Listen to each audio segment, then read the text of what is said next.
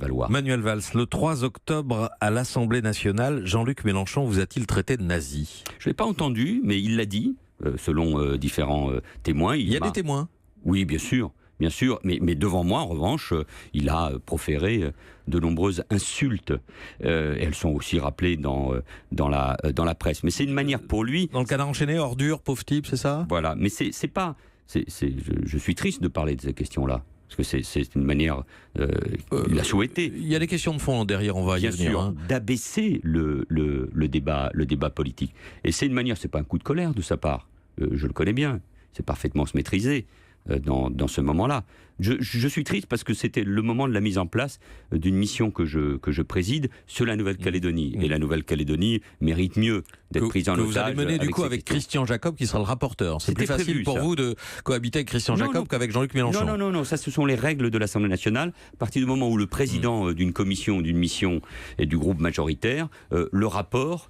est porté, est incarné par un responsable du premier groupe d'opposition. Mais tous les groupes sont représentés dans cette mission. Là, la France est insoumise, il y a toute sa place. Et la Nouvelle-Calédonie, qui va devoir affronter des défis importants l'année prochaine, notamment une consultation qui était prévue depuis 20 ans. La Nouvelle-Calédonie mérite bien que cela. Et j'ai reçu, heureusement, beaucoup de messages de soutien et de respect de la part de tous les acteurs calédoniens. Jean-Luc Mélenchon vous a bel et bien insulté ce jour-là dans les termes qui ont été rapportés par la presse. Je vous le confirme.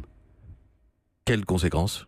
Il n'y a pas de conséquences, parce que de sa part, c'est aux Français tout simplement de juger. C'est une manière pour lui de disqualifier. Vous savez, quand vous traitez un responsable politique, un social-démocrate, un démocrate, un républicain, un homme de gauche ou de droite, quand vous le traitez de fasciste ou de nazi, quand vous l'insultez, c'est une manière de le disqualifier, c'est d'empêcher le débat, et c'est pour ça que c'est insupportable. Il était en colère après les attaques que vous aviez vous-même proférées, Manuel Valls, vous continuez de l'accuser de complaisance avec l'islam radical ou les fondamentalistes islamiques. Oui, moi je pense que de la part une partie des responsables de la France insoumise... Mais les responsables de la France insoumise, c'est pas Jean-Luc Mélenchon. Vous n'avez pas entendu de sa bouche des mots complaisants à l'égard de l'islam radical. Dans les choix qui ont été les siens, les candidats qui ont été désignés dans les circonscriptions, quand dans son groupe... Ça n'est pas arrivé au PS quand... Ça a pu arriver. Vous avez vous-même proféré des accusations contre Benoît Hamon